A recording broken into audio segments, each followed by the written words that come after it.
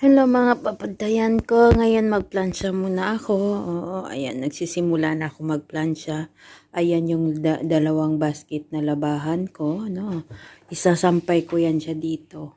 O di kaya pati yung, nakikita nyo yun, yung puti doon na nasa, nasa tabi ng pintuan. Sampayan ko yan. Dito ako nagsasampay guys. Dito yung plansyahan ko, no? Ito yung plansyahan ko. Kita nyo. Meron ditong upuan. Ang purpose nitong upuan na to, dito ako magpapahinga. Kaso paminsan, pagkanda abot-abot na yung aking mga trabaho, paminsan napapag-iwanan yung plansyahan ko tulad ngayon, di ba? Kalilinis ko lang ito nung isang araw guys. Pati do dyan sa kabila, mga gamit ng amo ko yan, no? Ngayon, parang wala din nalinis kasi sobrang kalayat, di ba? Pero okay lang yan. At ako'y magkakape muna. Diyan yung kape ko guys. Malapit na maubos, no? Yan, magkape muna tayo. Ayan mga papadayan, no? Tapusin ko lang itong kape. Pagkape-kape ko. Kasi magsimula na ako magplansya. Kasi maya-maya konti akyat na naman ako guys. Konti lang naman. Konti lang siya.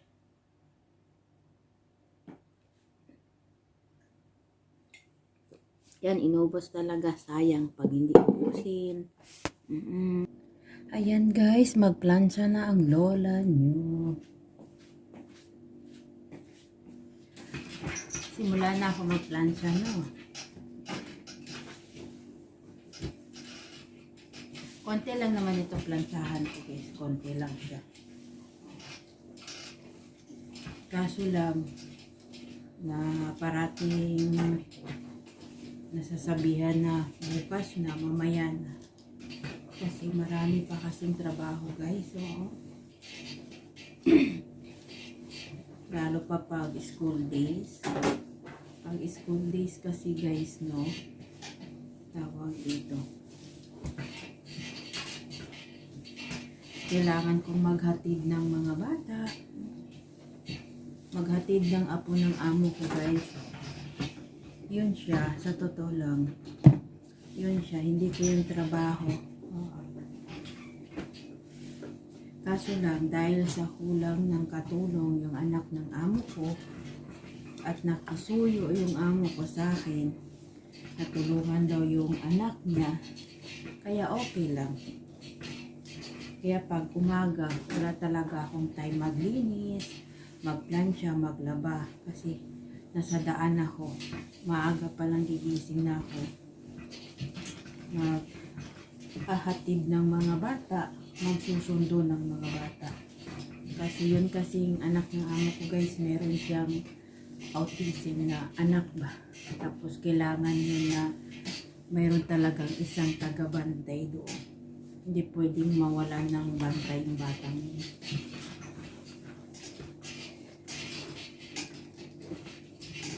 Kaya ito, pag may oras ako, ayun, paminsan yung pahinga ko, no, ginatrabaho ko pa yun. Kasi magpatong-patong na kung meron pang bukas. Mabutan ng bukas, patong-patong na sila guys.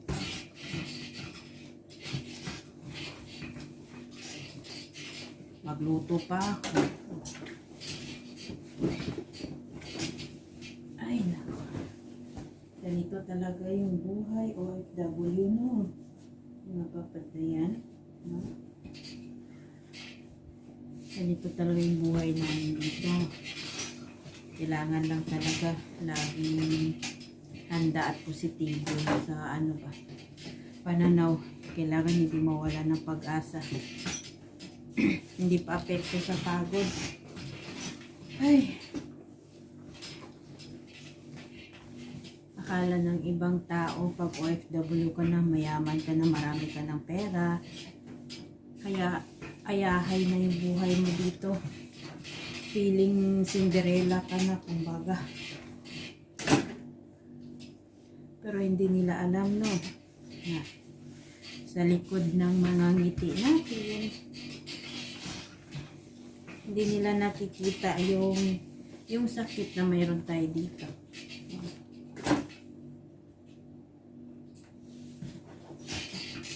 Diba?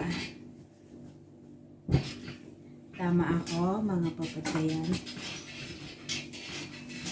Pero kasi pag OFW ka, masasabi mo talagang sinungaling ka, no? Kahit ako, masasabi ko pa minsan sinungaling ako. Diba? Kaya ang OFW, kayang itago yung feelings niya pag nasasaktan siya, nahirapan siya.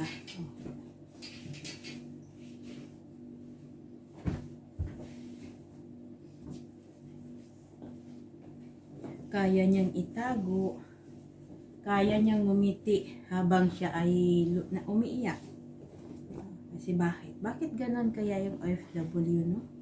Kasi ayaw nilang ipakita yung nararamdaman nila. Kahit ako, ayaw kong ipakita na nasasaktan ako, nalungkot ako, nahirapan ako.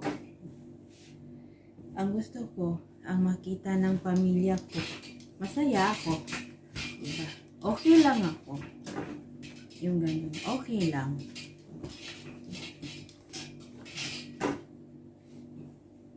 Kasi pag makita nila na malungkot ako, syempre maging malungkot din yung pamilya ko sa Pinas, diba? Kailangan.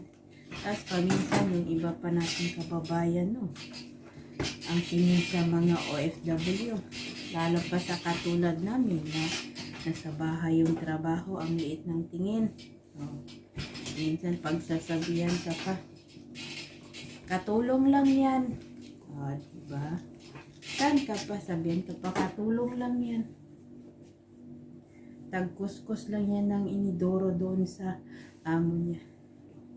Nilalang lang nila yung pagiging OFW kadama namin dito.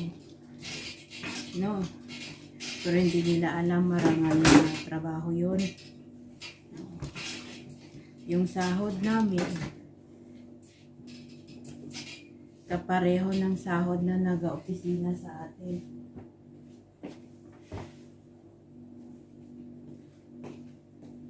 Diba? Hindi nila alam yung karamihan sa mga OFW. Karamihan sa mga kadama dito, nakapagpatapos ng mga kapatid nila ng pag-aaral, nakapatayo ng bahay nila sa Pinas, may sariling negosyo yung ibang mga kasambahay dito. Lahat ng pangangailangan ng mga anak nila nabigay nila tulad ko. Proud ako sa sarili ko kahit maliitin ako ng taong nakakakita sa akin. Diba? Kasi bakit? Dahil sa pagiging kadama ko dito sa Middle East, guys. Kumbaga, lahat ng pangarap ng mga anak ko, needs ng mga anak ko, nabigay ko.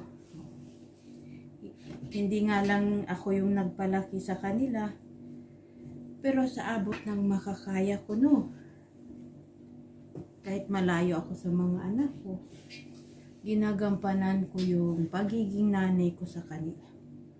Hindi ko man sila maalagaan, pero at least, kahit man lang dito sa salita, dito man lang sa video call paminsan, mapapayuhan ko sila, maramdaman nila yung pagmamahal ko sa kanila bilang nanay nila. Mahirap kayo magiging OFW, lalo pa kung isa kang kadama, lalo pa dito ka sa Middle East. Okay lang dyan sa ibang bansa, sa Europe, diba? Madala mo yung pamilya mo dito, hindi mo madadala. Unless na lang kung sa labas ka nagtatrabaho, pwede yun. Pero long process pa at kailangan ng pera. Pero sa mga katulad namin na dito sa bahay nagtatrabaho, di namin kayang gawin yun. Ang choice na lang namin, every 2 years, uuwi sa Pinas. Makipag-banding sa mga anak, kapatid, sa magulang. Tapos, after 2 months, balik ulit. Back to reality, kumbaga. Diba? Kaya sa mga may balak magiging OFW dyan, lalo pa dito sa Middle East, no?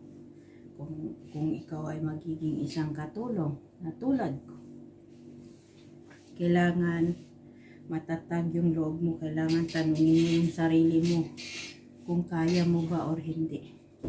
Kasi ang pag-abroad, hindi yan tulad ng kanin. Pag napasok ka, iluluwa mo. Pag nandito ka na, no choice ka na. Kahit nahirapan ka, kung hindi gampanan mo yung trabaho na mayroon ka. Kasi laging tandaan na ang reality magkaiba sa expectation. Expectation mong yumaman pag nandito ka, hindi ganun yun. Ay ako guys, marami na, mahaba-haba na yung sinabi ko. Siguro ganun na lang. Salamat sa panonood ng aking video. Allah bless you all guys. Bye!